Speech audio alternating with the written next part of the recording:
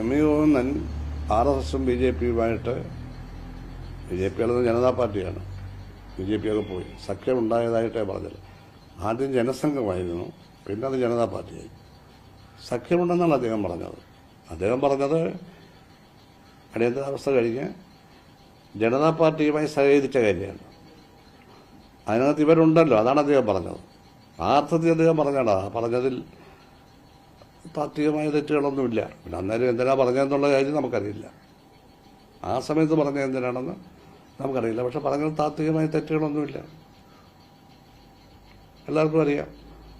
ജയപ്രകാശ് നാരായണൻ രൂപീകരിച്ച് ജനതാ പാർട്ടിക്കകത്ത് സോഷ്യലിസ്റ്റുകാരും RSSകാരും BJPക്കാരും എല്ലാം ഉണ്ടല്ലോ. CPMകാരില്ല, അതിനകത്തില്ല. CPI ഇല്ല, അവർ ഭരണകക്ഷിയാണ് കേരളത്തിൽ, കോൺഗ്രസ് പാർട്ടിക്കാർ. അതിനകത്ത് വലിയ വിവാദത്തിൻ്റെ ഒന്നും പ്രശ്നമില്ല, താത്വികമായ ലംഘനങ്ങളൊന്നുമില്ല. അന്നേരം എന്തിനു പറഞ്ഞു എന്നുള്ളത് എനിക്കറിയത്തില്ല. അത് വേറെ ഒന്നും എനിക്ക് തോന്നിയില്ല. RSSുമായി സഹകരിച്ചു എന്ന് ഈ തെരഞ്ഞെടുപ്പ് കാലത്ത് പറഞ്ഞാൽ വിവാദമാകും എന്ന് ചോദിക്കുമ്പോൾ അദ്ദേഹം പറഞ്ഞത് സഹകരിച്ചിട്ടുണ്ടല്ലോ എന്നാണ്. മുഖ്യമന്ത്രിയാണ് പിന്നീട് ഗോവിന്ദമാഷിനെ തിരിഞ്ഞത്. അതൊക്കെ നിങ്ങൾ കേട്ടതല്ലോ. ഞാനതിനെ പറ്റിയൊന്നും കമന്റ് പറയണ്ടായി. ഗോവിന്ദൻ പറഞ്ഞതിനെപ്പറ്റി ഞാൻ പറഞ്ഞു കഴിഞ്ഞു, എൻ്റെ അഭിപ്രായം പറഞ്ഞു. മറ്റു കാര്യങ്ങളെപ്പറ്റി ഞാൻ പറയേണ്ട കാര്യമില്ല. അത് നിങ്ങളെല്ലാം റിപ്പോർട്ട് ചെയ്ത കാര്യമാണ്.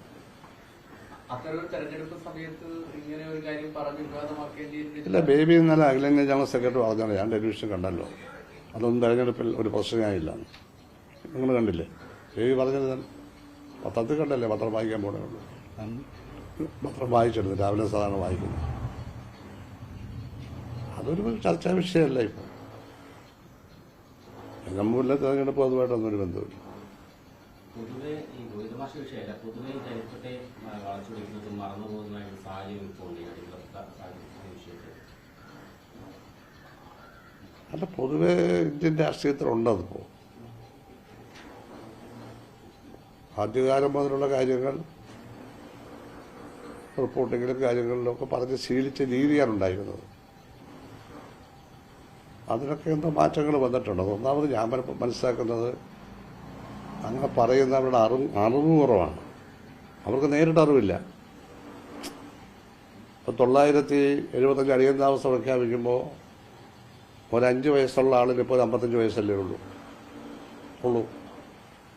ഉള്ളല്ലോ. പക്ഷെ അടിയന്തരാവസ്ഥയെപ്പറ്റി അവർ മനസ്സിലാക്കി വായിച്ച് സംസാരിക്കുന്നു. അപ്പോൾ നേരിട്ടറിവല്ല, വായിച്ച് സംസാരിക്കുന്നു.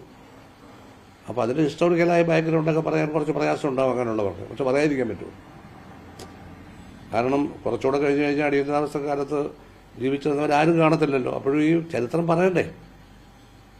അപ്പം ആ ചരിത്രം പഠിക്കുക എന്നുള്ളതാണ്. ചരിത്രം പഠിക്കുമ്പോൾ തീർച്ചയായിട്ടും ആ ചരിത്രത്തോടൊപ്പം നീങ്ങിയ, മുമ്പിലോ പുറകിലോ നീങ്ങിയവരെ പറ്റി ഓർമ്മിക്കും. അതാണ് മാനവ സംസ്കാരം. നമ്മളെന്തിനാണ് ക്രിസ്തുവിന് മുമ്പുള്ള കാലത്തെപ്പറ്റി ഗവേഷണം നടത്തുന്നത്? 2025 2025 വർഷം മുമ്പുള്ള ക്രിസ്തുവിന് മുമ്പുള്ള BC, ബിഫോർ ക്രൈസ്റ്റ് നമ്മൾ ഗവേഷണം നടത്തുന്നത് എന്തിനാണ്? BCക്ക് മുമ്പുള്ള കാലത്തെപ്പറ്റി നമ്മൾ ഗവേഷണം നടത്തുന്നു. അതാണ് മനുഷ്യൻ. അന്വേഷണ ത്വരയാണ് മനുഷ്യൻ്റെ ഏറ്റവും വലിയ മുഖമുദ്ര.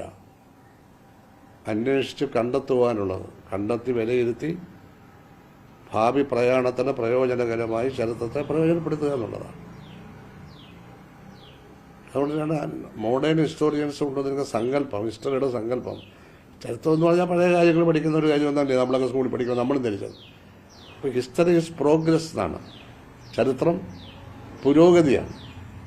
പഴയ കാലത്തിൻ്റെ സ്മരണകൾ മാത്രമല്ല, ചരിത്രം അനർഗളമായി മുന്നോട്ട് ഒഴുകുന്ന ഒരു മഹാനദിയാണ്. അപ്പം ചരിത്രത്തെപ്പറ്റി നന്നായിട്ട് മനസ്സിലാക്കിയിരിക്കണം.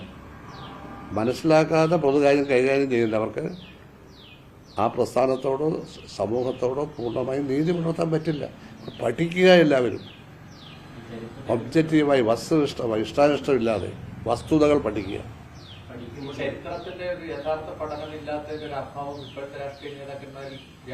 രാഷ്ട്രീയത്തിൽ മൊത്തത്തിലുണ്ട്.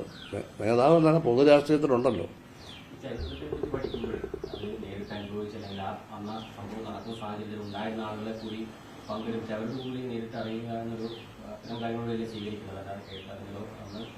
പങ്കാളികളാകാത്ത ആളുകളിൽ അല്ല നിന്ന് അങ്ങനെ സ്വീകരിക്കരുതെന്ന് എവിടെയും തീരുമാനമില്ലല്ലോ. അങ്ങനെയൊക്കെ വേണമെന്നല്ലേ നമ്മുടെ പൊതുധാരണ. പിന്നെ പലരും പലതരത്തിൽ ചെയ്യുന്നു എന്നുള്ളതേ ഉള്ളൂ. അതേപറ്റി ഇപ്പോൾ കൂടുതൽ പറയാനാണ്. നിലമ്പൂർ ഉപതെരഞ്ഞെടുപ്പിൽ ഒരു സിറ്റിംഗ് സീറ്റാണ് ഇടതുപക്ഷത്തിന് നഷ്ടപ്പെട്ടത്. ശരിക്കും ആ ഒരു നഷ്ടം സർക്കാരിന്റെ വിലയിരുത്തലായില്ലേ? CPM-ന്റെ സിറ്റിംഗ് സീറ്റൊന്നും അല്ലത്. നിങ്ങളൊക്കെ തന്നെ റിപ്പോർട്ട് ചെയ്ത കാര്യമാണ് നിങ്ങൾ പിന്നെ എന്നോട് ചോദിക്കുന്നത്. അത് സിറ്റിംഗ് സീറ്റ് അല്ലല്ലോ. സ്വതന്ത്രനായ അൻവറെ നിർത്തി ജയിച്ചതാണ് 2 തവണ അടുത്ത കാലത്ത്. അപ്പോൾ അൻവറിന് കുറച്ച് ഓട്ടമുണ്ടെന്നുള്ള ഇപ്പോൾ വ്യക്തമായില്ലേ. അതുകൂടെ ചേർന്നതുകൊണ്ടാണ് ജയിച്ചത്. അപ്പോൾ സ്വതന്ത്രനാണ് ജയിച്ചത്, CPM അല്ല. CPM ജനത്തിൽ മത്സരിച്ച് അവസാനം ജയിച്ചത് കുഞ്ഞാലിയാണ് 67.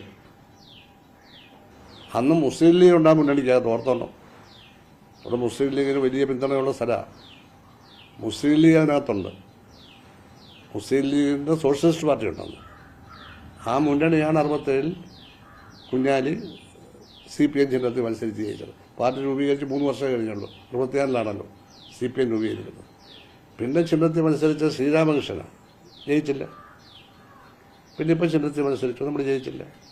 നമ്മുടെ ഷോർ സീറ്റല്ല അത്.